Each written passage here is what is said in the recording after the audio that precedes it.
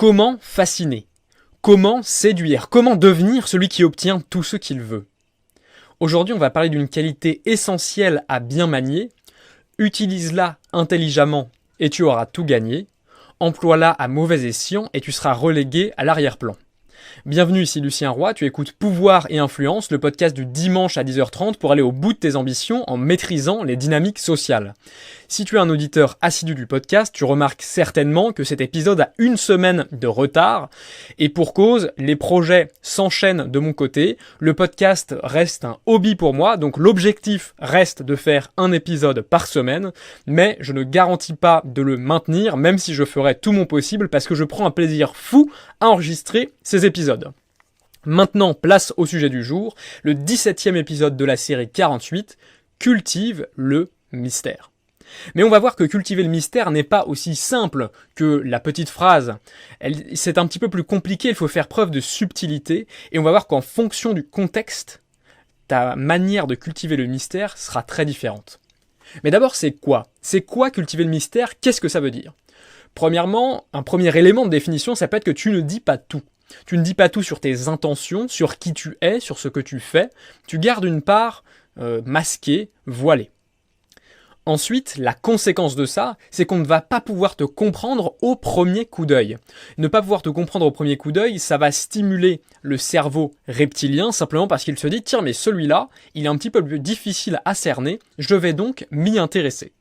Et la dernière conséquence de ça, c'est que tu vas pouvoir montrer un peu plus de richesse et de profondeur. Si tu as écouté tous les précédents épisodes, tu sais à quel point il est important de coller à une sorte d'archétype, à une manière de définir les gens extrêmement concise et simple pour que tout le monde puisse se sentir en sécurité avec toi en sachant à peu près prédire ce que tu veux faire.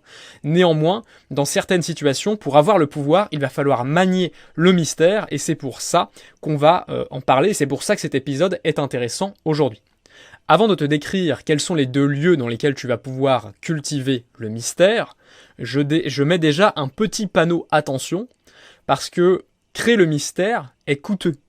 Si on met des cadres, si on essaye tous les jours de se prémunir contre le mystère, en ayant par exemple la police, en ayant des manières d'être certain que quand tu sors de chez toi, tu vas pas te faire égorger, eh bien ça veut dire que c'est extrêmement confortable pour nous et que ton cerveau devra faire un effort supplémentaire non seulement pour cultiver le mystère vis-à-vis des autres, mais aussi pour l'entretenir et pour comprendre celui des autres personnes qui gravitent autour de toi. Dans tous les cas, il y a deux situations bien précises qu'on va évaluer plus en détail dans la suite du podcast. Première situation, c'est dans l'enclos des certitudes. L'enclos des certitudes, c'est le monde cadré, le monde prévisible où rien ne peut arriver. Et ensuite, il y a le contexte des plaines sauvages. Les plaines sauvages, c'est un monde souple où la bataille est apparente à tout instant et tu dois te battre pour les ressources. En tout cas, dans les deux, je veux que tu retiennes qu'il y a de la concurrence. Et dans les deux, il faut utiliser le mystère, mais pas dans le même sens. La différence, c'est que dans l'enclos de la certitude, tout est conçu et organisé pour la rigidité. Alors que quand tu es dans la plaine sauvage, les forces sont sans entrave et tous les coups sont permis.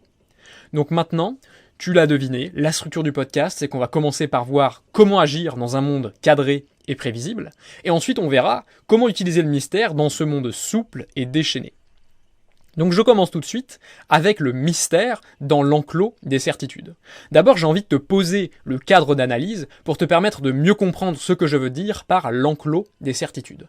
Je te l'ai déjà un petit peu expliqué, dans l'enclos des certitudes, tout est prévisible. Ça veut dire que, imagine-toi un enclos avec des vaches dedans, dans l'enclos, on ne peut pas se perdre. Dans l'enclos, il n'y a pas de prédateur. Le berger a son chien qui nous protège. Et dans cet enclos, les hiérarchies sont rigides. Et d'ailleurs, c'est dans l'intérêt de chacun. Parce que pour augmenter son pouvoir, il faut respecter la hiérarchie, il faut se coller aux normes qui sont arrivées avant nous, les règles de l'enclos, sinon on bouscule tout, on dérange tout le monde, et le mouton qui commence à sauter dans tous les sens finira par être exclu de l'enclos par la meute.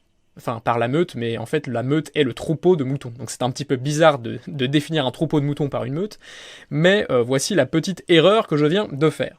Et justement, c'est dans cet enclos que tu vas devoir manier le mystère avec le plus d'habileté et le plus de prudence.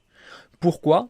Simplement parce que ces enclos sont précisément conçus pour t'économiser de l'énergie, pour te rendre la vie facile. C'est dans celui-là qu'on veut montrer que la force individuelle ne suffit pas et qu'au contraire on peut se créer une sécurité collective. C'est pour ça que je te prenais l'exemple tout à l'heure de sortir dans la rue sans risquer de se faire agresser. C'est une hiérarchie dans laquelle tu sais ce qu'il y a à faire pour monter. Alors, bien entendu, en réalité, les critères sont peut-être un peu plus flous. Cependant, tu comprends l'idée, il n'y a pas des enclos d'un côté, des plaines libres de l'autre, c'est un continuum, et ensuite à toi d'extrapoler, à toi d'utiliser avec intelligence les concepts dont on va parler dans cet épisode. Et ce qu'il faut bien comprendre, c'est que quand tu es dans l'enclos des certitudes, c'est le cadre lui-même qui te récompense. Tu ne peux pas aller chercher les récompenses sans que le cadre te le donne. On a l'impression aujourd'hui que le cadre de la société s'effrite peu à peu. Avant, si tu voulais devenir acteur, il fallait passer par ce cadre, il fallait être validé, passer des auditions, réussir à être pris dans un film, et enfin pouvoir accéder au sésame d'être un acteur. Aujourd'hui, c'est bien plus simple, le cadre a fondu. On peut devenir acteur sur YouTube, on peut créer des petites comédies comme ça dans notre chambre, et pourquoi pas être repéré pour finalement faire des millions de vues et être plus populaire que la majorité des comédiens. Et la manière dont le cadre te récompense, c'est sur un critère, c'est à quel point est-ce que tu es bon pour le cadre. C'est un peu comme la nature. La nature te récompense pour savoir en sachant à quel point tu lui permets de prospérer, à quel point tu lui permets de continuer à se développer.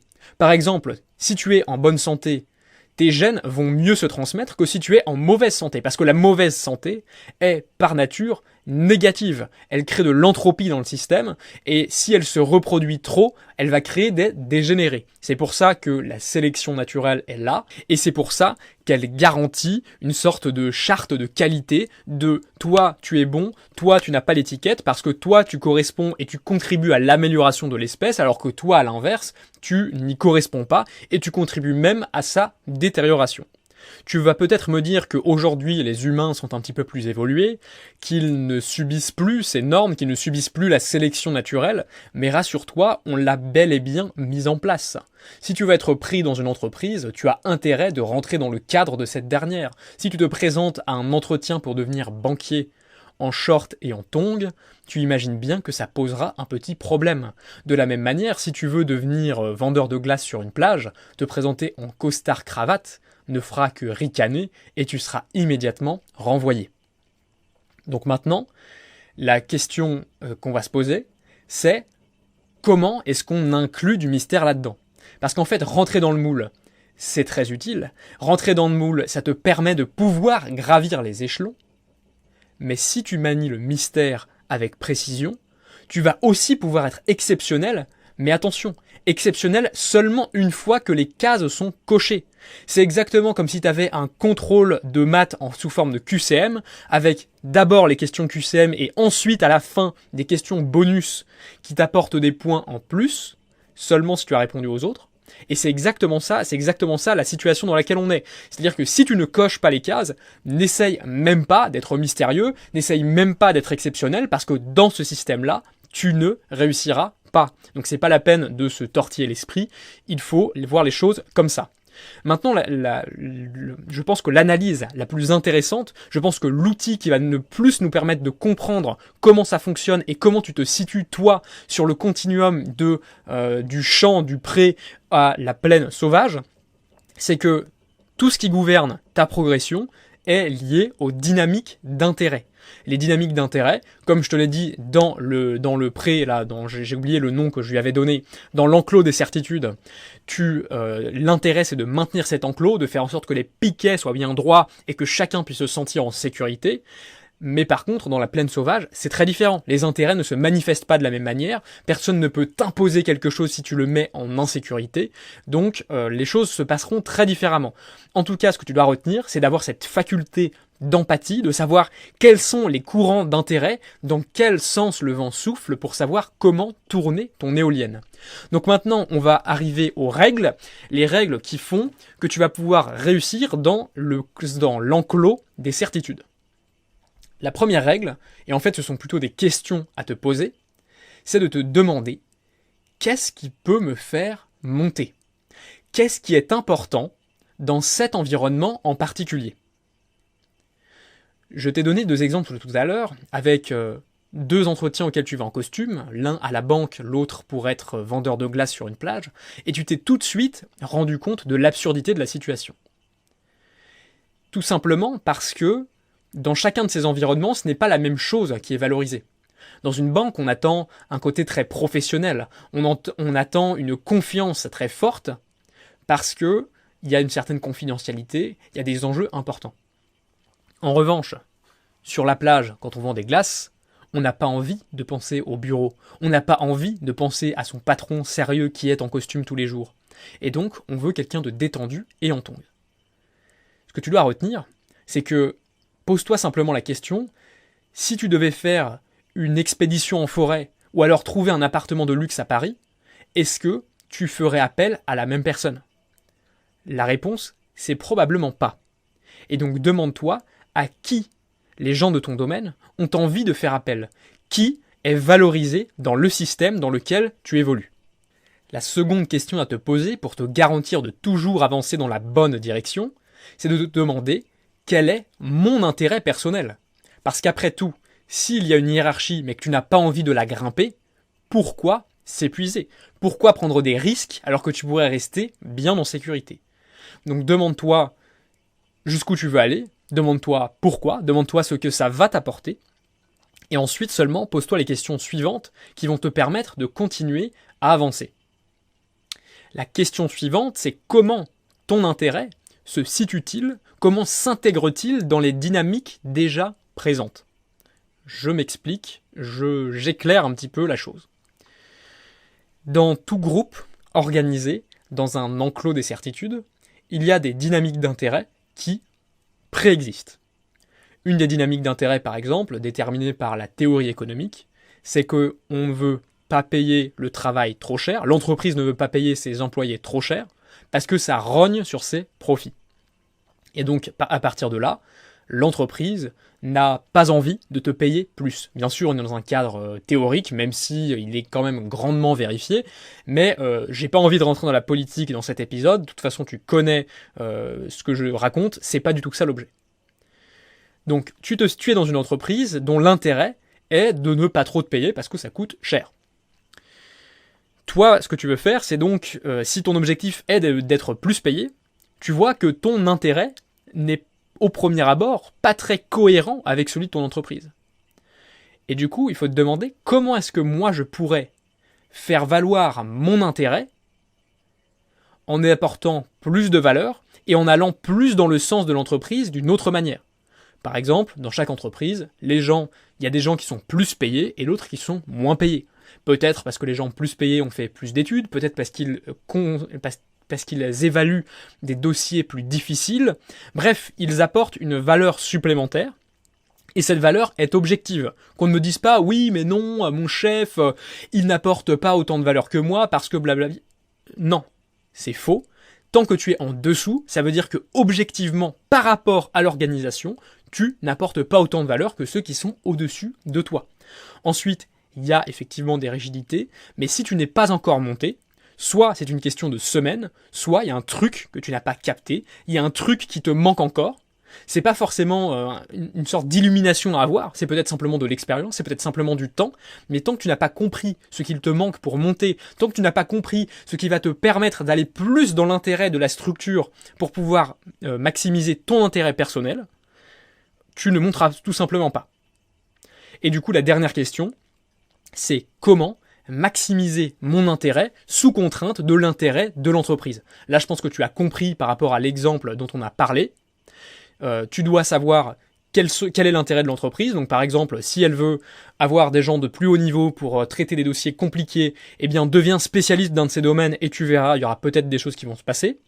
Ensuite, demande-toi quels sont tes concurrents, quels sont tes ennemis, dirait Robert Greene. Et là-dessus, il y a évidemment un épisode sur les ennemis que je te recommande dans les précédents épisodes du podcast. Je sais plus le numéro combien c'est, mais tu devrais le retrouver facilement.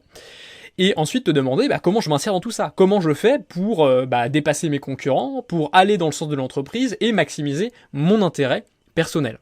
Je pense que là maintenant tu as une vue globale de tous les paramètres de l'équation dans l'enclos des certitudes. Maintenant, je veux conclure cette partie en te disant quoi retenir. Quoi retenir? C'est très simple, j'en ai déjà touché 2 mots en introduction. Tout comportement est dirigé par des intérêts. Toute action vient d'un intérêt plus profond. Quand ta main sort de ta poche pour aller chercher un verre d'eau, c'est parce que tu as un intérêt, c'est boire. Et derrière cet intérêt de boire, il y a une question de survie. Et c'est exactement pareil pour ton augmentation de salaire. Si tu demandes une augmentation de salaire, c'est que tu as un intérêt à l'avoir et que tu essayes de faire valoir cet intérêt. Et l'entreprise et les autres personnes autour de toi sont également des machines dirigées par leur intérêt propre.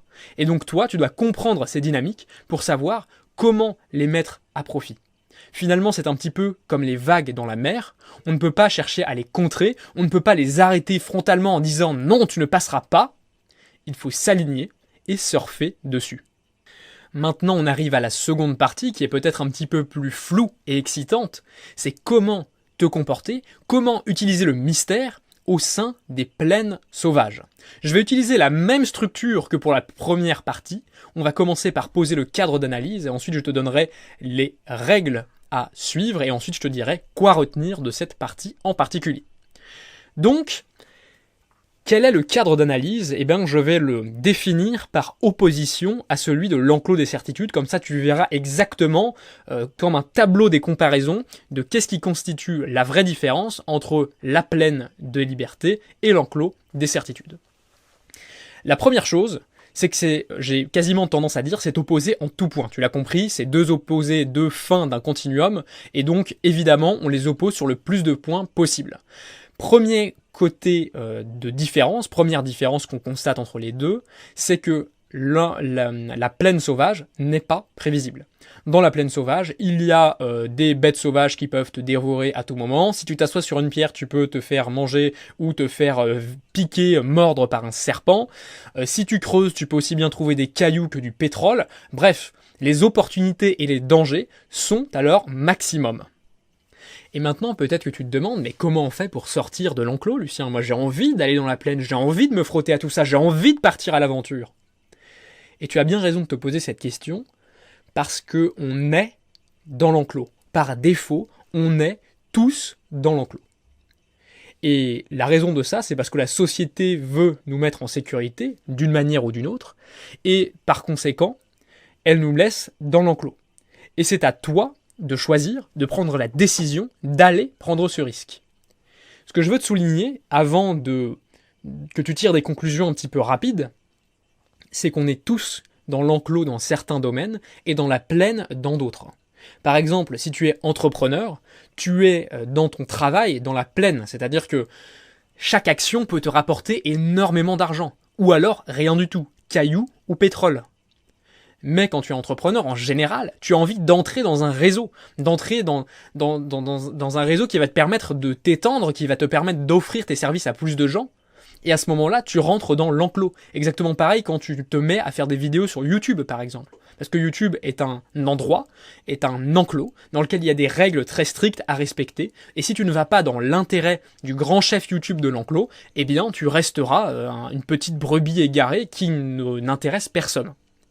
Et d'ailleurs, je tiens aussi à souligner que dans quasiment toutes les interactions, il y a une forme de rapport hiérarchique qui évite de se faire tuer par le plus puissant. Simplement parce que le rapport hiérarchique fait que tu as un respect immédiat pour la personne et qu'elle n'a pas besoin de te faire mal ou de te faire subir des sévices pour te montrer à quel point elle est supérieure. Donc maintenant, j'ai envie de te donner quelques petites règles qui vont te permettre de bien te débrouiller, qui vont te permettre de te poser et d'être puissant dans cette plaine de l'incertitude. La première règle, c'est sois remarquable. Être remarquable, c'est la nécessité de tous les artistes, de tous les entrepreneurs, de toutes les idées de génie. Et dans ce cas-là, ta part de mystère sera vraiment d'une aide très précieuse pour éveiller l'intérêt des gens et leur donner envie de creuser. Tiens, mais c'est marrant, j'ai jamais entendu ça nulle part. Ça a l'air d'être intéressant. Tiens, c'est marrant, cette personne est tellement différente et me propose des idées inédites. J'ai failli te confondre avec anodine, ça aurait été un petit peu dommage comme lapsus. Que j'ai envie de l'écouter, j'ai envie de la suivre. Mais attention, Là, c'est là qu'arrive le jeu de funambule quand tu veux cultiver le mystère.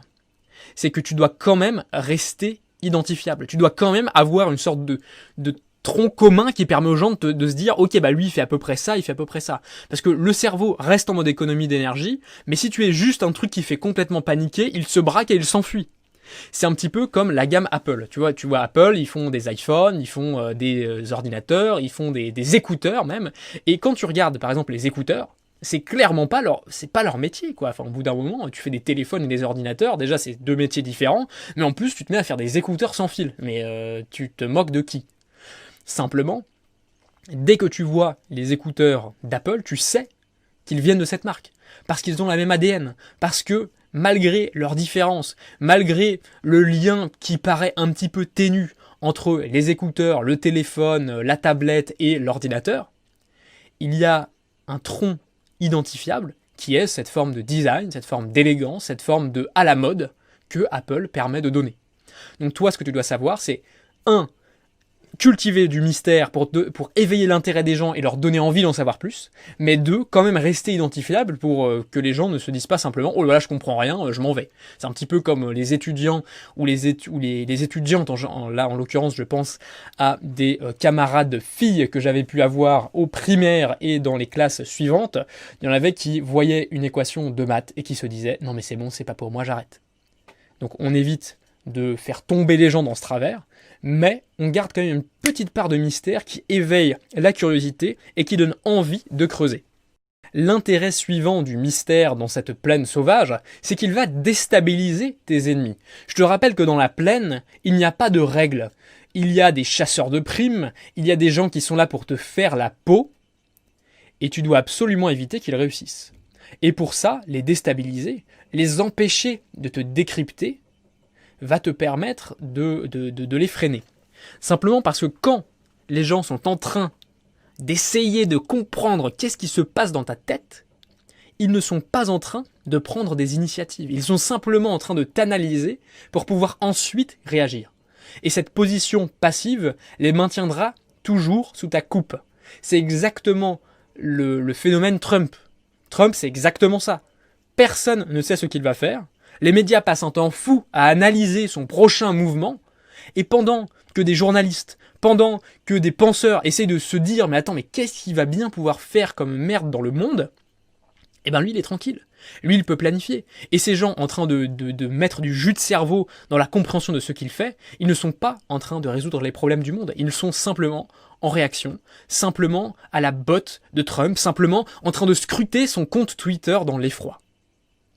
Le troisième intérêt du mystère, c'est que quand il n'y a pas de cadre, tu es le seul à pouvoir te faire monter et ça se fera au détriment des autres.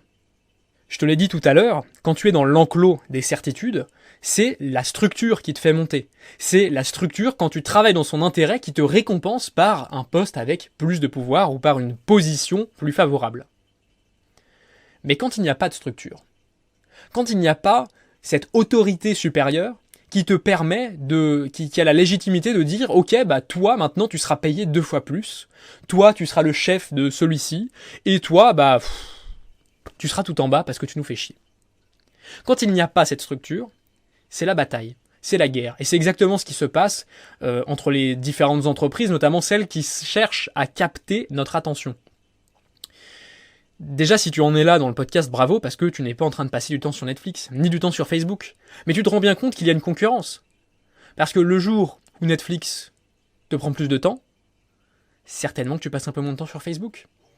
Le jour où je te prends du temps à écouter mon podcast, tu n'es pas en train de faire autre chose. Tu n'es pas en train d'écouter un autre créateur. C'est pour ça que toute montée se fait au détriment des autres. Parce que si tu m'écoutes moi, tu n'écoutes pas quelqu'un d'autre à la minute où tu es en train de m'écouter. C'est un petit peu ça le problème, c'est pour ça aussi que c'est la loi de la jungle. Et quand j'ai dit problème, ce n'est pas ce que je pense, en fait, ce n'est pas un problème, c'est simplement une règle, c'est simplement un fait qu'il s'agit d'accepter. Il ne s'agit pas de juger est-ce que c'est bien ou pas, en fait on s'en fout. Parce qu'on n'a pas le contrôle, on n'a pas le choix, et donc soit tu joues avec les règles, soit tu ne joues pas. Avant de passer aux questions à te poser, petite conclusion intermédiaire, En fait, dans la plaine sauvage, tu ne gagnes pas pour ton respect de la norme, mais pour le besoin secret auquel tu réponds, pour les attentes cachées que tu permets de combler. Par exemple, un besoin que Facebook te permet de combler, c'est un sorte de besoin un peu voyeur, un peu ah là là, qu'est-ce qu'il fait, qu'est-ce qu'il est en train de faire, ah là là, ma star préférée, elle est sur la plage, moi je suis en boulot, blablabla, je sais pas quoi, faire la commère. Netflix, c'est le côté flemme et le côté radin. Parce qu'en fait, Netflix ne marcherait pas s'il n'y avait pas eu le streaming illégal avant. Je veux dire, pendant quelques années, on a quand même été habitué à regarder des films gratuitement. Cependant, quand tu regardes un film gratuitement, t'as des pubs débiles de sites un petit peu à caractère plus de 18 ans, si tu vois ce que je veux dire. C'est des fois compliqué, t'as pas tous les films dispo au même endroit, voilà, c'est dur, mais par contre t'as quand même pas envie de payer, donc tu te tapes ce truc-là. Netflix arrive, il te dit, bon, quelle est la caractéristique de ce consommateur ? Quel est son besoin secret ? Bon bah, il est radin, du coup on va lui mettre un truc à 10 € par mois, comme ça il va pas trop pleurer. Et puis 2, il a la flemme d'aller chercher sur les sites de streaming, sur les sites illégaux, dont je ne te nommerai pas les plateformes et que tu connais très certainement. Du coup, bah voilà, je vais lui proposer une solution clé en main, qui coûte pas cher, et qui va satisfaire à la fois sa radinerie et à la fois sa flemme. Comme ça, bravo, on a créé une entreprise qui fait des milliards. Finalement, ce qui compte, ce n'est plus ton intérêt et celui de ta structure, celui du gardien de l'enclos, mais c'est ton intérêt et celui du marché, le marché en tant qu'entité qui regroupe les intérêts de toutes les personnes qui sont autour de toi. Maintenant, on va passer aux règles. Les règles, ce sont donc les questions à te poser pour pouvoir gagner. Première question, quel est le marché que je veux conquérir ? Ça, c'est évidemment une question très importante, parce qu'en fonction de à qui tu veux parler, tu ne vas pas parler de la même manière. Par exemple, là, je m'exprime d'une certaine manière qui ne conviendra pas aux personnes qui sont un petit peu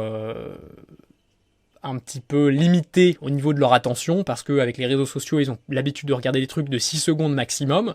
Et donc là, forcément, au bout de, 25 minutes de podcast, ceux-là, on les a perdus. Donc si je voulais m'adresser à eux, eh bien, je ferais du TikTok. Ou je ferais, je sais pas, en fait je le ferais pas parce que j'aurais pas envie.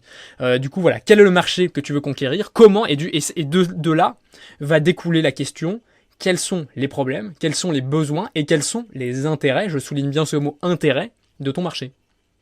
Par exemple, sur mon entreprise de coaching en productivité, je connais le marché, j'en ai deux d'ailleurs. Le premier, ce sont les étudiants. Les étudiants, ils ont un problème, c'est qu'ils sentent qu'ils vont rater leur avenir. Ils sentent qu'ils ne vont pas réussir et ça leur met un stress de dingue. Du coup, quel est leur intérêt ? C'est de réussir, c'est de briller pour leurs parents, c'est de briller dans leurs yeux à eux, c'est d'être fiers de ce qu'ils ont réalisé. Et donc moi, ce que je fais, c'est que je prends leurs problèmes et à la place, je leur dis, on va supprimer ton problème et on va aller dans le sens de ton intérêt. Voilà combien ça va coûter et voilà comment moi je vais te le donner. C'est exactement ce que je fais là. Je le fais aussi avec les entrepreneurs. Les entrepreneurs, comment ça fonctionne ? L'entrepreneur qui gagne entre 5, 10, 15 000 € par mois, en général, travaille beaucoup trop. C'est-à-dire qu'il est surbooké, il voit plus sa famille, il sait plus exactement où il se trouve. Quand il est en repas de famille, il en a marre parce qu'il aura envie d'être sur Excel en train de faire ses calculs. Bref, il est dans une situation qui ne lui plaît pas, dans une situation douloureuse parce qu'on commence à lui reprocher de trop travailler. C'est son problème. Son intérêt, c'est 1, savoir exactement ce qu'il veut parce qu'en fait, il ne le sait pas ce qu'il veut. Et 2, réussir socialement en fait. Parce que évidemment, quand tu bosses 12 ou 13 heures par jour, en famille, c'est un peu compliqué parce que quand tu bosses 12 heures, quand tu dors 8 heures, quand tu manges 2-3 heures, il te reste plus beaucoup de temps à la fin de la journée. Question suivante, je pense que tu as compris la question précédente. Quels sont leurs codes ? Comment sont-ils identifiables ? Donc là, on rentre un peu dans le fait de creuser le marché. Peut-être que tu te dis que c'est très marketing, et c'est vrai que j'ai certainement un biais en direction du marketing, puisque je me suis moi-même beaucoup informé et formé sur le sujet. Mais en fait, si tu ne comprends pas quels sont les codes, quelles sont les lois de la jungle, tu vas simplement te faire bouffer. Donc il est temps de savoir, est-ce que par exemple si je veux parler au banquier de 45 ans, est-ce que je mets un costume ou pas ? Ou est-ce que justement le mec en a ras-le-bol de la cravate et du coup faut pas en mettre ? Je n'ai pas la réponse à cette question, mais si c'était eux qui m'intéressaient au niveau business et au niveau attention, parce que l'attention est toujours une guerre, eh bien je me pencherais sur cette question. Et en dernier, les 2 dernières questions que j'ai à te proposer, c'est qu'est-ce qui les intriguerait et comment être unique ? Pourquoi cette question? Simplement parce qu'on l'a dit, il faut être mystérieux et différent. Et en fait, pour être différent, tu as besoin de savoir qu'est-ce qui est la normalité. Sinon, tu ne pourras pas te différencier. J'ai fait cette erreur au départ de mon blog, il y a maintenant quasiment 3 ou 4 ans. Je me suis dit, je ne vais pas regarder mes concurrents, il y en avait assez peu à l'époque, il y en a beaucoup plus maintenant, mais je ne vais pas les regarder parce que je n'ai pas envie qu'ils m'influencent, j'ai envie d'être différent. Je suis donc parti avec cette idée en tête, avec j'ai presque envie de dire ce cheval de bataille, cet étendard, en disant non, je ne suis pas pareil que les autres, regardez, moi je m'en fous de ce qu'ils font, je fais mon bonhomme de chemin à moi, je vais à la source, je vais chercher les plus grands auteurs et ensuite je travaille, je ne suis pas en train de lire le blog de mon concurrent, en train de me dire oh, vite, il faut que je réponde à son article. Et puis je sais pas pourquoi, un ou 2 ans après avoir adopté cette stratégie, entre parenthèses, débile, je vais sur le site d'un de mes concurrents, et à mon plus grand effroi, c'était exactement la même chose, exactement les mêmes codes que ceux que j'avais moi-même employés. A-t-il copié? Je ne pense pas, parce qu'ensuite je suis allé voir les autres, et c'était un peu pareil aussi, c'était un peu la même mentalité, un peu le « on est productif, mais bon, on est quand même sympa », parce que bon, à l'époque, la productivité, ça avait cette connotation négative, productiviste et Charlie Chaplin. Et en fait, je me suis rendu compte qu'en cherchant à être différent, en ne regardant pas que ce que faisaient les autres, j'étais juste devenu un mouton, exactement pareil, pas du tout remarquable. Donc si tu veux être unique, commence par regarder qu'est-ce qui est normal. Ensuite, ne te laisse pas trop influencer, mais rappelle-toi bien de mon histoire, ça pourra servir de leçon. Maintenant, qu'est-ce que tu dois retenir de cette seconde partie? C'est que le seul qui te fait monter dans ce monde des plaines, c'est toi, et à quel point tu t'alignes avec l'intérêt du marché sur lequel tu te tiens. En conclusion générale de cet épisode, on a vu que cultiver le mystère était indispensable quel que soit ton environnement. Cependant, sa mise en œuvre est très différente selon les intérêts en présence, selon que ce soit des intérêts d'une sorte de méga structure, d'un chef, d'un cadre, ou alors les intérêts d'un marché un petit peu plus diffus, difficile à saisir et changeant. Cultive le mystère, ne reste pas derrière, développe ta lumière, séduis, fascine et ils seront conquis.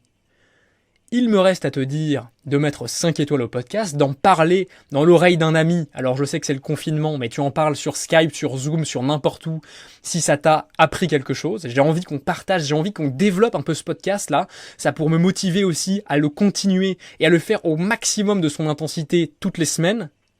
Donc mets-lui 5 étoiles, parle-en à un ami, déploie l'influence de ce podcast et je crois qu'ensemble, on va créer un monde plus beau, un monde où les gens sont responsables, un monde où les gens ont le pouvoir qu'ils méritent. Battons-nous ensemble pour ce monde plus beau.